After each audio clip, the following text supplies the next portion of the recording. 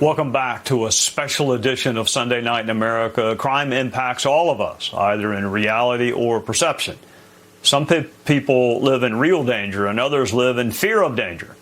Crime also impacts the families of victims and perpetrators. Somewhere today, a young person is growing up without a parent at home because that parent is incarcerated. And somewhere today, a young person is growing up without a parent because that parent was the victim of a violent crime. We know about arrests and prosecutions and incarceration, but how do we prevent crime, reduce crime, give people an option better than crime? Joining us now from Project H.O.O.D, Pastor Corey Brooks. Welcome, Pastor. Happy New Year. Fear is a terrible thing to live with. It's a terrible thing to go through life with. The fear of being a victim, the fear of being caught, the fear of losing a loved one. So how do we reduce crime? Well, we have to roll up our sleeves and get involved in our communities. We cannot continue to wait for government to come in and save us and fix the problems for us, because as we see in Chicago, that's not going to happen. So we have to go ahead and get involved, figure out programs and get people recruited into those programs, just like these gangs do and recruiting people into gangs. We have to get them in programs and give them opportunities that give them a different mindset, that change their lives, and hopefully it'll change the trajectory of their families. And when we do that, that's how we reduce crime, as we're doing right here in the city of Chicago in the Woodlawn area, where we're reducing crime every single day. You know, as I listen to you, Pastor, it sounds like reducing crime may be actually connected to increasing hope. So what is the best way for us to inject hope in a young person's life that there is a better path than what you're being offered somewhere else? Well, the first thing that we do, we try to make them have a God consciousness and let them know that Jesus Christ is the way. We believe that. But secondly, what we do is give them opportunities and options that they may have thought were not afforded to them or not available to them. We let them know that, listen, just because you live in the hood does not mean the hood has to be in you. There is an option. There are opportunities. There are things that are available to you that our organization is making available to help you change your life. And a lot of times, especially with these young men who have been having criminal backgrounds and living in a sordid past, when they have those options and those opportunities and mentors come alongside of them to help them stay accountable, they oftentimes hit their goal and start to change their lives. And that's what it's really all about.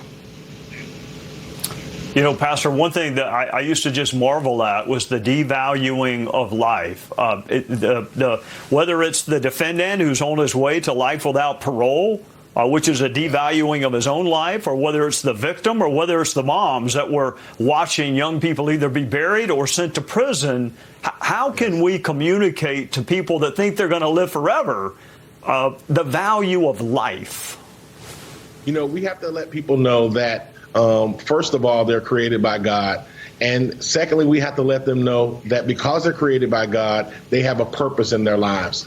And when people begin to understand their purpose and start to see themselves doing something other than violent acts, then hopefully they can start to value the lives of others. We try to teach people, look, you have to be neighborly. You have to love your neighbor. You can't continue to go eye for an eye and a tooth for tooth, because that leaves us all toothless and blindless. It leaves us all hopeless. It leaves us all in a bad situation.